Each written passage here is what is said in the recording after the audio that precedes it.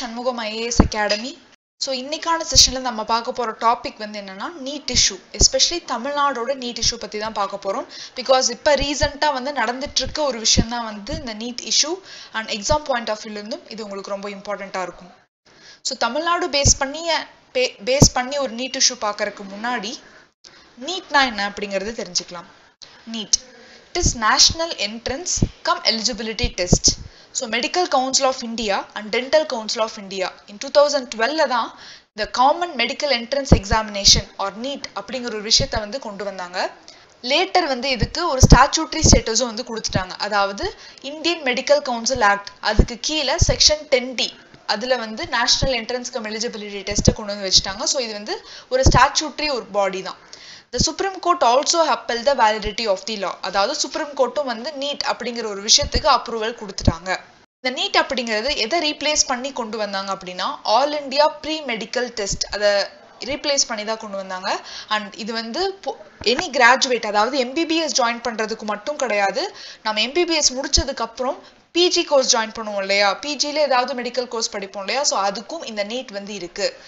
So இது all இண்டியாவில் இருக்க எல்லா மெடிக்கல் இன்ஸ்டிடியூஷன்ஸ்க்கும் இது அப்ளிகபிள் தான், except very few like AIIMS, JIPMER அந்த மாதிரியான மெடிக்கல் இன்ஸ்டிடியூஷன்ஸை தாண்டி மித்த எல்லா ஆல் இண்டியா மெடிக்கல் இன்ஸ்டிடியூஷன்ஸ்க்கும் நீட் எக்ஸாம் வந்து அப்ளிகபிள் தான். So it also for MBBS படிக்கிறதுனாலும் நீட் எழுதி தான் வந்து போகணும், ஆர்எல்ஸ் இப்போ டென்டல் காலேஜில் போய் ஜாயின் பண்ணுறதுனாலும் நீட் எழுதி தான் வந்து போகணும். ஸோ முன்னாடி வந்து பார்த்தீங்கன்னா 12th ஸ்கோர் மட்டும் போதும், we will be having the counseling and அதுக்கப்புறம் நம்ம காலேஜஸ் வந்து எம்பிபிஎஸ் காலேஜஸ் வந்து ஜாயின் பண்ணுவோம். பட் இப்போ வந்து கவுன்சிலிங் மார்க்ஸும் எடுத்துக்குவாங்க, அதாவது 12th மார்க்ஸும் எடுத்துக்குவாங்க, அட் த சேம் டைம் நீட்டோட மார்க்ஸும் வந்து எடுத்துக்குவாங்க. ரெண்டையும் கொலாச் பண்ணி தான் வந்து என்ன பண்ணுவாங்கன்னா கவுன்சிலிங்கே வந்து கண்டக்ட் பண்ணுவாங்க. National testing agency. ஸோ இது நேஷனல் டெஸ்டிங் ஏஜென்சி அப்படிங்கிறது யார் அப்படின்னா நீட் எக்ஸாமை கண்டக்ட் பண்ணுறவங்க தான் national testing agency. It is an autonomous body. Ministry of Education க்கு கீழே தான் வந்து கிரியேட் பண்ணியிருக்காங்க. இதுக்கு ஸ்டாச்சுட்டரி ஸ்டேட்டஸ் அந்த மாதிரி எதுவுமே கிடையாது like that of NEET. National testing agency வந்து இந்தியாவில் இருக்க நிறைய ஹையர் எஜுகேஷன் இன்ஸ்டிடியூஷன்ஸோட என்ட்ரன்ஸ் எக்ஸாமினேஷன்ஸ் வந்து இவங்க கண்டக்ட் பண்றாங்க. அண்ட் லாங்குவேஜஸ், என்னென்ன லாங்குவேஜஸ்லாம் நீட் எக்ஸாம் நடக்குது அப்படின்னா டோட்டலாக வந்து பார்த்தீங்கன்னா 13 லாங்குவேஜஸ்ல வந்து நீட் எக்ஸாம் நடக்குது. And it is also conducted in the online mode, offline கிடையாது, ஆன்லைன் மோட்ல தான் எக்ஸாம்ஸ் கண்டக்ட் பண்றாங்க. என்னென்ன லாங்குவேஜஸ்ன்னு பார்த்தோம்னா English, Hindi, Marathi, Odia, Tamil, Urdu, Bengali, Telugu, Kannada, Punjabi, Malayalam, Gujarati and Assamese. And ரீசெண்டாக தான் வந்து பஞ்சாபி அண்ட் மலையாளம் அப்படிங்கிற 2 லாங்குவேஜை வந்து ஆட் பண்ணாங்க. And quota, regarding the quota, இப்போ medical colleges in a particular state, ஒரு ஃபார் எக்ஸாம்பிள் தமிழ்நாடுன்னு எடுத்துட்டா அங்க இருக்க மெடிக்கல் காலேஜஸ்ல 85% சீட்ஸ் வந்து நேட்டிவ் ஸ்டூடெண்ட்ஸ், அதாவது தமிழ் பேஸ் பண்ணி போற ஸ்டூடெண்ட்ஸ்க்கு வந்து 85% சீட்ஸ் வந்து ரிசர்வ் பண்ணியிருக்காங்க. மீதி 15% தான் வந்து என்ன பண்ணலாம் ஆல் இண்டியா கோட்டாக்காக வந்து ரிசர்வ் பண்ணியிருக்காங்க. ஃபார் எக்ஸாம்பிள் இது இன்னும் டீட்டெயில்டாக சொல்லணும்னா ஒரு மும்பையில் படிக்கிற ஒரு ஸ்டூடெண்ட், ஒரு மும்பையில் பிறந்து வளர்ந்த ஒரு ஸ்டூடெண்ட் எம்பிபிஎஸ் வந்து டெல்லியில் இருக்க ஒரு காலேஜில் வந்து போய் படிக்கணும்னு நினச்சாங்கன்னா அங்கே 15% ஆஃப் த சீட்ஸ் வந்து ரிசர்வ் பண்ணியிருக்காங்க இல்லையா ஃப்ரம் அதர் ஸ்டேட் ஸ்டூடெண்ட்ஸ்க்கு. அந்த 15%ல மட்டும்தான் வந்து அவங்க சீட்ஸ் சூஸ் பண்ண முடியும். மீதி 85% வந்து சூஸ் பண்ண முடியாது, பிகாஸ் அது வந்து நேட்டிவ் ஸ்டூடெண்ட்ஸ்க்கு மட்டும்தான், அந்த பர்டிகுலர் ஸ்டேட்டில் இருக்க நேட்டிவ் ஸ்டூடெண்ட்ஸ்க்கு மட்டும்தான். அண்ட் இது மைனாரிட்டி எஜுகேஷன் இன்ஸ்டிடியூஷன்ஸ்க்கு அப்ளிகபிளா இல்லையா இந்த கோட்டா அப்படின்னு கேட்டா NEET exam and quota also applicable to the minority education institutions, அதாவது religious and linguistic minority institutions இருக்கு இல்லையா, ஸோ அவங்க ரன் பண்ற மெடிக்கல் காலேஜஸ்க்கும் நீட் எக்ஸாம் வந்து மேண்டேட்டரி. அண்ட் அதுக்கப்புறம் ஒரு சில ரிஃபார்ம்ஸ் வந்து கொண்டு வந்தாங்க. அதாவது இந்த 15% சீட்ஸ் ரிசர்வ் பண்றாங்க இல்லையா ஆல் இண்டியா கோட்டா இருக்கு இல்லையா, அந்த 15% ரிசர்வ் பண்றதுல SC/STஸ்க்கு, OBCs, economically weaker sections, EWS quota அவங்க எல்லாத்துக்கும் வந்து ரிசர்வேஷன் கொடுக்கணும் அப்படிங்கிறதும் வந்து கவர்மெண்ட் வந்து சொல்லியிருக்காங்க. அண்ட் இந்த வேலிடிட்டி ஆஃப் தி ஸ்கோர்ஸ், இப்போ இந்த இயர் நீட் எக்ஸாம் எழுதுனாங்கன்னா எவ்வளோ இயர்ஸ்க்கு வந்து அந்த ஸ்கோர்ஸ் வந்து வேலிட் அப்படின்னு பார்த்தா 3 இயர்ஸ்க்கு வந்து நீட் எக்ஸாமோட ஸ்கோர்ஸ் வேலிட். இது 2019ல தான் கவர்மெண்ட் வந்து அந்த ப்ரொபோசலை வந்து கொண்டு வந்தாங்க. ஸோ நீட் எக்ஸாம் கொண்டு வரனால என்னென்ன அட்வான்டேஜஸாக இருக்கும் ஸ்டூடெண்ட்ஸ்க்கும் சரி ஆர்எல்ஸ் ஓவராலாக நம்மளோட கண்ட்ரிக்கும் என்னென்ன அட்வான்டேஜஸ் இருக்கும் அப்படின்னா இதோட அப்ஜெக்டிவே என்னன்னா one nation one exam, all over India வந்து ஒரே எக்ஸாம் தான் மெடிக்கல் காலேஜஸ்க்கு வந்து என்டர் ஆகணும் அப்படின்னா அதுக்காக தான் வந்து மெயினாக அதை கொண்டு வந்தாங்க நீட் எக்ஸாம் அப்படிங்கிறத. அண்ட் அந்த என்ட்ரன்ஸ் டெஸ்ட் அப்படிங்கிறது டெஃபினட்டா வந்து ஸ்டாண்டர்டைஸ் பண்ணும். அதாவது இப்போ ஸ்டூடெண்ட்ஸ் வந்து ஒன்ஸ் வந்து படிச்சா போதும் என்ட்ரன்ஸ் எக்ஸாமுக்கு, மல்டிபிள் டைம்ஸ் மல்டிபிள் காலேஜஸ்க்கு அவங்க என்ட்ரன்ஸ் எக்ஸாமுக்கு ப்ரிப்பேர் பண்ணும் அப்படிங்கிற எந்த ஒரு விஷயமுமே வந்து கிடையாது. ஜஸ்ட் ஒன்ஸ் அவங்க என்ட்ரன்ஸ் எக்ஸாமுக்கு ப்ரிப்பேர் பண்ணா போதும். இந்த நீட் எக்ஸாம் வச்சு எந்த மெடிக்கல் இன்ஸ்டிடியூஷன்ஸ்ல வேணாலும் அவங்க போய் ஜாயின் பண்ணிக்கலாம். இந்தியாவில் இருக்க எந்த மெடிக்கல் இன்ஸ்டிடியூஷன்ஸ்ல வேணாலும் அவங்க ஜாயின் பண்ணிக்கலாம். And also it will improve the performance of the state boards. So state போர்ட்ஸோட பெர்ஃபார்மன்ஸ் இம்ப்ரூவ் பண்ணணும்னு சொல்றாங்க. ஏன் அப்படின்னு பார்த்தா இந்த நீட் எக்ஸாம் பார்த்தீங்கன்னா it will be based on CBSE and NCERT சிலபஸை பேஸ் பண்ணி தான் இருக்கும். அப்படிங்கிறதுனால டெஃபினட்டா ஸ்டேட் போர்ட்ஸ் வந்து என்ன பண்ணலாம், அவங்களோட சிலபஸை அப்டேட் பண்ணலாம், இன்னும் குவாலிஃபை பண்ணலாம். ஸோ இது வந்து டெஃபினட்டா ஸ்டேட் போர்ட்ஸ்க்கு ஒரு எக்ஸலன்ட் பிளாட்ஃபார்ம் அவங்களோட குவாலிட்டியை வந்து இம்ப்ரூவ் பண்றதுக்கு. அண்ட் ஆல்சோ ஸ்டூடெண்ட்ஸோட லெவல் ஆஃப் எஜுகேஷனையும் இது மூலமா இம்ப்ரூவ் பண்ண முடியும் அப்படின்னு சொல்றாங்க. அண்ட் இப்போ பிரைவேட் மெடிக்கல் இன்ஸ்டிடியூஷன்ஸ் எல்லாம் வந்து பார்த்தோம்னா நிறைய வந்து மால் அட்மினிஸ்ட்ரேஷன் நடக்கும். அதாவது எக்ஸார்பிடன்ட் சார்ஜஸ் வந்து அவங்க கொண்டு வருவாங்க. which means இப்போ they are getting 30 lakhs 50 lakhs அந்த மாதிரி exorbitant charges வந்து அவங்க சார்ஜ் பண்றாங்க. ஸோ நீட் எக்ஸாம் கொண்டு வரதுனால டெஃபினட்டா இது வந்து கம்மியாகும் அண்ட் டிரான்ஸ்பரன்சி ரொம்ப அதிகமாகும் இந்த அட்மிஷன் ப்ராசஸ். அப்படிங்கிறது வந்து one of the major advantage. And another advantage நம்ம ஆல்ரெடி பார்த்தோம், கிட்டத்தட்ட 13 லாங்குவேஜஸ்ல வந்து எக்ஸாம்ஸ் வந்து நடக்குது. அப்படிங்கறதுனால நேட்டிவ் ஸ்டூடெண்ட்ஸ் என்ன பண்ணலாம் அப்படின்னா அவங்களோட லாங்குவேஜ்லேயே, for example Tamil medium students வந்து தமிழ் மீடியம்லேயே வந்து படிச்சு தமிழ் மீடியம்லேயே எக்ஸாம் எழுதலாம். ஸோ தட் அவங்க வந்து ஈஸியாக வந்து இன்னும் புரிஞ்ச ஒரு பெட்டர் நாலேஜோட அவங்க வெளியே வர முடியும் when they complete the MBBS or other PG courses. So இது வந்து நேட்டிவ் லாங்குவேஜ் ஸ்டூடெண்ட்ஸ்க்கு ரொம்பவே ஹெல்ப்ஃபுல்லாக இருக்கும் அப்படிங்கிறதும் வந்து இதில் சொல்லியிருக்காங்க. ஸோ இதெல்லாம் வந்து இதோட அட்வான்டேஜஸாக வந்து சொல்லியிருக்காங்க. ஸோ இவ்வளோ அட்வான்டேஜஸ் இருந்தும் தமிழ்நாடு கவர்மெண்ட் ஏன் இதுக்கு அகைன்ஸ்டாக இருக்காங்க அப்படிங்கிறது வந்து நம்ம டெஃபினட்டாக பார்க்கணும். ஸோ ரீசெண்டாக தமிழ்நாடு அசம்பிளி வந்து அகைன்ஸ்ட் த நீட்ஸ் ஒரு பில் பாஸ் பண்ணியிருக்காங்க. ஸோ இதுக்காக வந்து தமிழ்நாடு கவர்மெண்ட் ஒரு கமிட்டி வந்து ஃபார்ம் பண்ணாங்க under retired justice judge AK Ranjan அப்படிங்கிறவங்களுக்கு கீழே தான். ஸோ அவரு என்ன ரெக்கமெண்டேஷன் பண்ணியிருக்காங்க, அதாவது அந்த கமிட்டியோட ரெக்கமெண்டேஷன்ஸ் என்ன அப்படின்னு வந்து பார்த்தோம்னா, so NEET when it is not a fair and equitable method of admission since it favored the rich and elite sections of the society who can afford the coaching. So NEET வந்து definitely NEET கொண்டு வரதுனால இது வந்து ஒரு fair சிஸ்டமா இருக்காது. அதே மாதிரி எல்லா செக்ஷன்ஸ் ஆஃப் த பீப்புளையும் இது ரெப்ரசென்ட் பண்ணவே பண்ணாது. பிகாஸ் ரிச் அண்ட் எலைட் செக்ஷன்ஸை மட்டும்தான் வந்து இது ரெப்ரசென்ட் பண்ணும். பிகாஸ் அவங்க மட்டும் தான் கோச்சிங்க்கு வந்து பணம் கொடுத்து படிக்க முடியும். அண்ட் தமிழ் மீடியம் ஸ்டூடெண்ட்ஸ்லாம் வந்து பார்த்தீங்கன்னா வந்து ஸ்டேட் போர்ட் சிலபஸை பேஸ் பண்ணி படிச்சிருப்பாங்க. பட் நீட் அப்படிங்கிறது வந்து சென்ட்ரல் போர்ட் சிலபஸை பேஸ் பண்ணி இருக்கிறனால டெஃபினட்டாக ரிச் அண்ட் எலைட் கிளாஸஸ் மட்டும்தான் இதை வந்து அஃபோர்ட் பண்ண முடியும். காமன் வல்னரபிள் பீப்புளை இதை முன்னாடி கொண்டு வர முடியாது. லைக் நம்மளோட டெமோக்ரஸியோட ஒரு பேஸே வந்து மார்க் பண்ற மாதிரி இருக்கு இந்த மாதிரி ஒரு நீட் எக்ஸாம் கொண்டு வரதுனால அப்படிங்கிறது வந்து சொல்லியிருக்காரு. ஸோ அதுதான் வந்து தமிழ்நாடு கவர்மெண்ட் நீட் அப்படிங்கிற ஒரு சிஸ்டமை அப்போஸ் பண்றதுக்கான ஒரு பேசிக் அப்ஜெக்டிவே. அண்ட் என்னென்ன ஆர்குமெண்ட்ஸ்லாம் வந்து தமிழ்நாடு அசம்பிளி சொல்றாங்க அப்படின்னு பார்த்தா, நான் ஆல்ரெடி சொன்ன மாதிரி ஒரு டைவர்ஸ் சோஷியல் ரெப்ரசன்டேஷன் இருக்காது. MBBSம் சரி அண்ட் அதர் ஹையர் மெடிக்கல் ஸ்டடீஸ்லயும் சரி ஒன் ஆஃப் த ரிச் கிளாஸை மட்டும் தான் இது ரெப்ரசென்ட் பண்ணுமோ தவிர கீழே இருக்க Tamil medium students and vulnerable sections வந்து இது டெஃபினட்டாக ரெப்ரசென்ட் பண்ண முடியாது. அண்ட் நிறைய சோஷியல் குரூப்ஸ் வந்து இதனால அஃபெக்ட் ஆவாங்க. எஸ்பெஷலி தமிழ் மீடியம் ஸ்டூடெண்ட்ஸ் அப்படிங்கிறவங்க இதில் அஃபெக்ட் ஆவாங்க அப்படிங்கிறது வந்து சொல்லியிருக்காங்க. இந்த மாதிரியான ஒரு நீட் சிஸ்டமே கண்டினியூ ஆகிட்டே இருந்தது அப்படின்னா definitely primary health centres or state run hospitals இதனால ரொம்பவே அஃபெக்ட் ஆவாங்க. ஆல்ரெடி வந்து பார்த்தீங்கன்னா நம்மளுக்கான பேஷண்ட் டாக்டர் ரேஷியோ வந்து கம்மியாக தான் இருக்கு. நம்ம வந்து WHO ஸ்டாண்டர்ட்ஸை மெயின்டைன் பண்ணலை. நீட் சிஸ்டம் கண்டினியூ ஆனால் இப்போ நம்ம ரூரல் பேக்ரவுண்ட்லேருந்து போகிறாங்கன்னு வச்சுக்கோங்களேன், ஒரு வில்லேஜ் சைட்லேருந்து ஒரு ஸ்டூடெண்ட் வந்து கஷ்டப்பட்டு படித்து கிளியர் பண்ணி போகிறாங்கன்னா அவங்க வந்து என்ன நினைப்பாங்க அப்படின்னா, நான் படித்து என்னோட ஒரு வில்லேஜ்க்கே திரும்ப வரணும், என்னோட வில்லேஜ்க்கு நான் சர்வ் பண்ணணும் அப்படிங்கிற ஒரு தாட் அவங்ககிட்ட அதிகமாக இருக்கும். அர்பன் ஏரியாஸில் இருக்க ஸ்டூடெண்ட்ஸை வந்து கம்பேர் பண்ணி பார்த்தோம் அப்படின்னா டெஃபினட்டாக அவங்களுக்கு அந்த ஒரு தாட் இருக்காது. அவங்க அர்பன் ஏரியாவில் தான் இருக்கணும் அப்படிங்கிறத நினைப்பாங்க. ஸோ டெஃபினட்டாக இந்த மாதிரி ஒரு நீட் சிஸ்டம் கண்டினியூ ஆச்சு அப்படின்னா அதிகமாக ரூரல் பேக்ரவுண்ட்லேருந்து இருக்க ஸ்டூடெண்ட்ஸ் வர முடியாது. அண்ட் அது மட்டும் இல்லாமல் அவங்க அர்பன் ஏரியாஸில் இருக்க ஸ்டூடெண்ட்ஸ் வந்து படித்து அர்பன் ஏரியாஸில் தான் இருப்பாங்களோ தவிர ரூரல் ஏரியாஸ்க்கு வர மாட்டாங்க. ஸோ இதனால கண்ட்ரியோட பிரைமரி ஹெல்த் சென்டர்ஸ் டெஃபினட்டாக அஃபெக்ட் ஆகும் அப்படிங்கிறத வந்து சொல்லியிருக்காங்க தமிழ்நாடு கவர்மெண்ட். இப்போ தமிழ்நாடு கவர்மெண்ட் பில் பாஸ் பண்ணிட்டாங்க இல்லையா, அதாவது நீட்டுக்கு ஹைன்ஸ்டா சென்ட்ரல் கவர்மெண்ட்டுக்கு ஹைன்ஸ்டா பில் பாஸ் பண்ணிட்டாங்க. பட் அது ஏன் இம்ப்ளிமெண்டேஷனுக்கு வரல அப்படிங்கிற ஒரு கேள்வி எல்லாத்துக்கும் இருக்கும். ஸோ இப்போதான் நம்ம ஷெட்யூல் 7 அப்படிங்கிறத பற்றி தெரிஞ்சுக்கணும். ஸோ ஷெட்யூல் 7 அப்படிங்கிறது we have 3 lists under schedule 7. Union list, state list and concurrent list. Union லிஸ்ட்ல யூனியன் கவர்மெண்ட் மட்டும் தான் லாஸ் பாஸ் பண்ண முடியும். ஸ்டேட் லிஸ்ட்ல ஸ்டேட் கவர்மெண்ட்ஸ் தான் லாஸ் பாஸ் பண்ண முடியும். அண்ட் கன்கரண்ட் லிஸ்ட்ல யூனியன் கவர்மெண்ட்டும் லா பாஸ் பண்ணலாம், ஸ்டேட் கவர்மெண்ட்டும் லா பாஸ் பண்ணலாம். ஆனா யூனியன் கவர்மெண்ட் தான் வந்து ஃபைனல், அவங்களோட லா தான் வந்து ஃபைனலா வந்து ப்ரிவைல் ஆகும் அப்படிங்கிறது தான் வந்து கன்கரண்ட் லிஸ்ட். ஸோ இப்போ எஜுகேஷன், அதில் எஜுகேஷன்லேருந்து technical education, medical education, university educational and vocational and technical training, அது எல்லாமே வந்து கன்கரண்ட் லிஸ்ட்டுக்கு கீழே தான் வருது. விச் மீன்ஸ் யூனியன் கவர்மெண்ட்டும் லா மேக் பண்ணலாம், ஸ்டேட் கவர்மெண்ட்டும் லா மேக் பண்ணலாம். இப்போ யூனியன் கவர்மெண்ட் ஆல்ரெடி நீட் ரிலேட்டடாக லா மேக் பண்ணிட்டாங்க.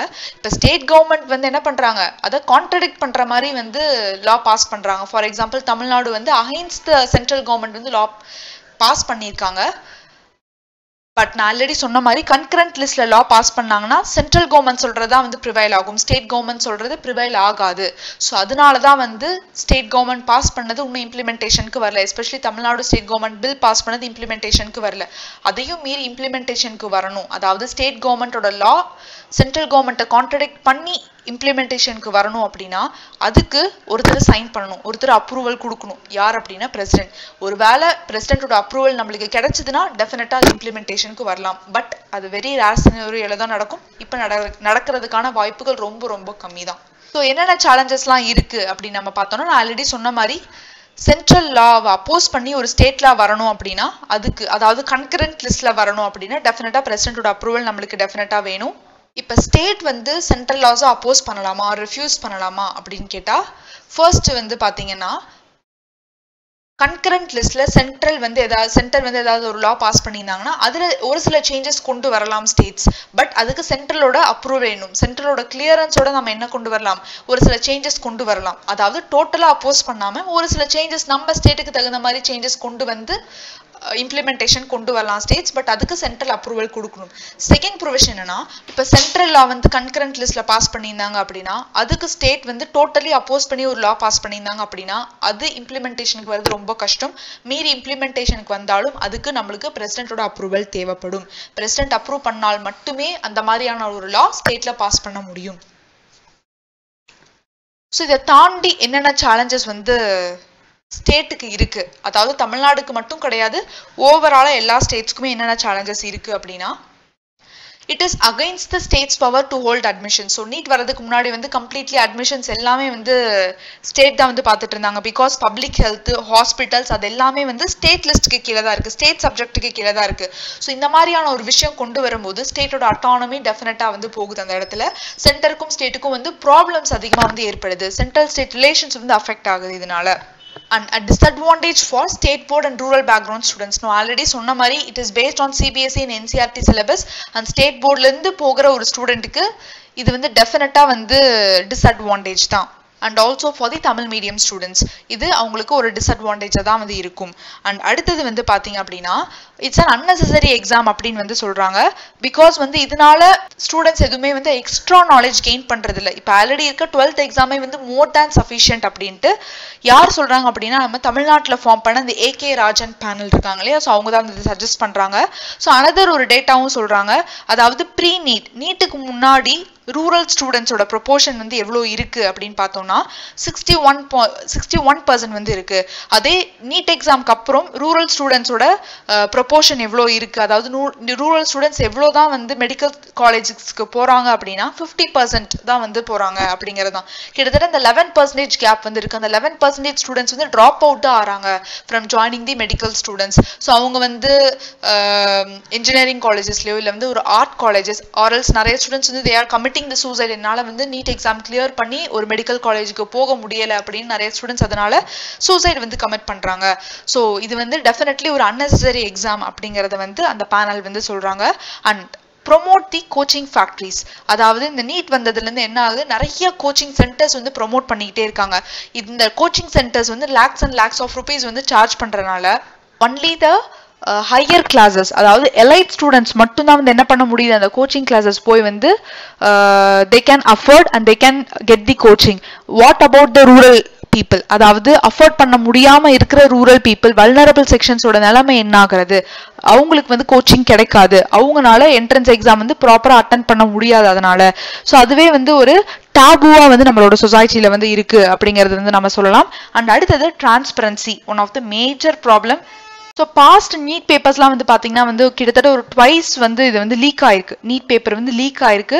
ஸோ இதனால வந்து இந்த நீட்டோட ஃபேர்னஸ் அப்படிங்கிறது டெஃபினட்டா கம்மியாகுது, டிரான்ஸ்பரன்சி அப்படிங்கிற ஒரு விஷயமும் வந்து டெஃபினட்டா கம்மியாகுது அப்படிங்கறத சொல்லியிருக்காங்க. அண்ட் அடுத்தது டிரான்ஸ்லேட்டட் ரிலேட்டட் ப்ராப்ளம்ஸ், அதாவது கிட்டத்தட்ட ஒரு 13 லாங்குவேஜஸ்ல வந்து டிரான்ஸ்லேட் பண்றாங்க. ஸோ ஒரு 2018 நீட்ல வந்து பாத்தீங்க அப்படின்னா தமிழ் லாங்குவேஜ்ல ஒரு 49 கொஸ்டின்ஸ் வந்து எரரா இருந்தது, அதாவது இந்த டிரான்ஸ்லேஷன் ப்ராப்ளம் வந்து இருந்தது அப்படின்னு சொல்லியிருக்காங்க. ஸோ அப்ப மெட்ராஸ் ஹைகோர்ட் வந்து இன்டர்ஃபியர் ஆகி அந்த டிரான்ஸ்லேட்டட் ரிலேட்டடான கொஸ்டின்ஸ் அந்த எல்லாத்துக்குமே வந்து you have to give the marks, so marks வந்து கொடுக்கணும் அப்படின்னு மெட்ராஸ் ஹைகோர்ட் வந்து சொல்லியிருந்தாங்க. ஸோ இத்தனை சேலஞ்சஸ் வந்து நீட் எக்ஸாம்ல வந்து இருக்கு. ஸோ கரண்டா நடந்துட்டு இருக்க இஷ்யூஸ் இது எல்லாமே. ஸோ ஸ்டேட்ஸ் என்னதான் பண்ண முடியும் அப்படின்னு பார்த்தா ஸ்டேட்ஸ்க்கு வந்து ஒரே ஆப்ஷன் தான் இருக்கு. The states can take center to the Supreme Court. Supreme Court முன்னாடி சென்டரை கொண்டு போய் நிறுத்தலாம். First under article 131. So article 131 அதுக்கு கீழே என்ன சொல்றாங்க அப்படின்னு பார்த்தோம்னா, இப்ப சென்டருக்கும் ஸ்டேட்டுக்கும் ஏதாவது ப்ராப்ளம் வருது அப்படின்னா அதுக்கான சொல்யூஷன் யார் மட்டும்தான் கொடுக்கலாம் அப்படின்னா சுப்ரீம் கோர்ட். ஸோ அண்டர் 131 ஆர்டிகலுக்கு கீழே supreme court have exclusive jurisdiction. எப்ப அப்படின்னா ஒருவேளை சென்டருக்கும் ஸ்டேட்டுக்கும் டிஸ்பியூட் வருது அப்படின்னாலோ, இல்ல ஒரு ஸ்டேட்டுக்கும் இன்னொரு ஸ்டேட்டுக்கும் டிஸ்பியூட் வருது அப்படின்னாலும், or else state and center on one side and some other state on the other side. So அந்த மாதிரியான ஒரு சிச்சுவேஷன்ஸ்ல சுப்ரீம் கோர்ட் மட்டும் தான் இதுக்கான சொல்யூஷன் கொடுக்க முடியும், ஜஸ்டிஸ் கொடுக்க முடியும் அண்டர் ஆர்டிகல் 131. ஸோ இதுதான் ஆர்டிகல் 131. அடுத்தது ஆர்டிகல் 254. அதுக்கு கீழே என்ன சொல்றாங்க அப்படின்னா, இப்போ ஒரு கன்கரண்ட் லிஸ்ட்ல சென்ட்ரல் லா பாஸ் பண்றாங்க, ஆனா அதுக்கு டோட்டலி அகைன்ஸ்டா ஸ்டேட் லா பாஸ் பண்ணாங்க அப்படின்னா பிரசிடென்ட் அப்ரூவல் கொடுத்தா மட்டும்தான் அந்த ஸ்டேட் லா வந்து ப்ரிவைல் ஆகும், ஆர்எல்ஸ் அது ப்ரிவைல் ஆகாது. அதுதான் வந்து article 254. So these can be the only options available with the state. So இதுல ஃபைனலா நம்ம என்னதான் பண்ண முடியும் அப்படின்னா, இப்ப நீட் வேணுமா வேண்டாமா அப்படிங்கிற ஒரு கொஸ்டின் எல்லாமே கேட்கறாங்க. ஸோ இந்த மாதிரி ஒரு ப்ரொஃபஷனல் கோர்ஸ்க்கு ஒரு நேஷனல் எக்ஸாம் கிரியேட் பண்றது, ஒரு என்ட்ரன்ஸ் எக்ஸாம் கிரியேட் பண்றது தப்புன்னு யாருமே சொல்ல முடியாது. அது வந்து ஒரு ரைட்டான ஒரு விஷயம் தான். ஆனா அந்த மாதிரியான ஒரு விஷயம் கொண்டு வரதுக்கு முன்னாடி அதுக்கான ஒரு ஃபவுண்டேஷன் ப்ராப்பரா இருக்கா அப்படிங்கிறத பார்த்துட்டு தான் வந்து நம்ம கொண்டு வரணும் அப்படின்னு சொல்லியிருக்காங்க. ஸோ ஃபர்ஸ்ட் நம்ம என்ன பண்ணலாம் அப்படின்னா, ஸ்டேட் லெவலில் சிலபஸை இம்ப்ரூவ் பண்ணலாம். ஸ்டேட் போர்டோட சிலபஸை என்சிஆர்டி ஆர் சிபிஎஸ்சிக்கு ஈக்குவலாக நம்ம இம்ப்ரூவ் பண்ணணும் அப்படின்னு சொல்லியிருக்காங்க. அண்ட் அடுத்தது ஸ்கூல்லேயே வந்து கோச்சிங்கை வந்து இம்ப்ரூவ் பண்ணுங்க, கோச்சிங் இன்ஸ்டிடியூட்ஸ் வந்து அவாய்ட் பண்ணுங்க. ஸோ பிகாஸ் கோச்சிங் இன்ஸ்டிடியூட்ஸ் நான் ஆல்ரெடி சொன்ன மாதிரி ரிச் கிளாஸஸ் மட்டும் தான் அஃபோர்ட் பண்ண முடியும், புவர் பீப்புள் அஃபோர்ட் பண்ண முடியாது. ஸோ ஸ்கூல் லெவலே கோச்சிங்கை இம்ப்ரூவ் பண்ணுங்க அப்படிங்கிறத சொல்லியிருக்காங்க. அண்ட் டிரான்ஸ்பரன்சியை இம்ப்ரூவ் பண்ணுங்க, அதாவது முன்னாடி ஆல்ரெடி சொன்ன மாதிரி நிறைய பேப்பர்ஸ் வந்து லீக் ஆயிருக்கு, நீட் எக்ஸாம்ஸோட பேப்பர்ஸ் லீக் ஆயிருக்கு. ஸோ அந்த மாதிரியான விஷயங்கள் வந்து வேண்டாம், டிரான்ஸ்பரன்சியை இம்ப்ரூவ் பண்ணுங்க, கரப்ஷனை கம்மி பண்ணுங்க அப்படிங்கிறத சொல்லியிருக்காங்க. ஸோ ஃபைனலாக நம்ம என்ன கன்க்ளூட் பண்ணலாம் அப்படின்னா, இந்த மாதிரியான ஒரு விஷயம் கொண்டு வரும்போது, ஆல் இண்டியா லெவலுக்கு ஒரு எக்ஸாம் அப்படின்னு கொண்டு வரும்போது டெஃபினட்டா அதுல நிறைய லூப் ஹோல்ஸ் இருக்கதா செய்யும். பட் நம்ம லாங் ரன்ல யோசிச்சு பார்த்தோம் அப்படின்னா இது வந்து மெடிக்கல் எஜுகேஷனை ரிஃபார்ம் பண்றதுக்கான one of the biggest step அப்படிங்கிறதும் சொல்லலாம். அண்ட் இது வந்து ஸ்டூடெண்ட்ஸையும் பெனிஃபிட் பண்ணும், அட் த சேம் டைம் வந்து நம்மளோட இந்தியாவோட ஹெல்த் செக்டாரையும் வந்து இம்ப்ரூவ் பண்ணும். ஸோ இது டெஃபினட்டா இந்த லாங் ரன் நம்ம யோசிச்சு பார்த்தோம் அப்படின்னா, அதாவது இந்த லூப் ஹோல்ஸ் எல்லாம் நாம இந்த சேலஞ்சஸ் எல்லாம் கன்குவர் பண்ணி ப்ராப்பரா அதை இம்ப்ளிமெண்ட் பண்ணோம் அப்படின்னா நீட் எக்ஸாம் அப்படிங்கிறது டெஃபினட்டா வந்து ஒரு நல்ல விஷயம் தான் அப்படிங்கறத வந்து இதோட கன்க்ளூஷனா சொல்ல முடியும். தேங்க்யூ.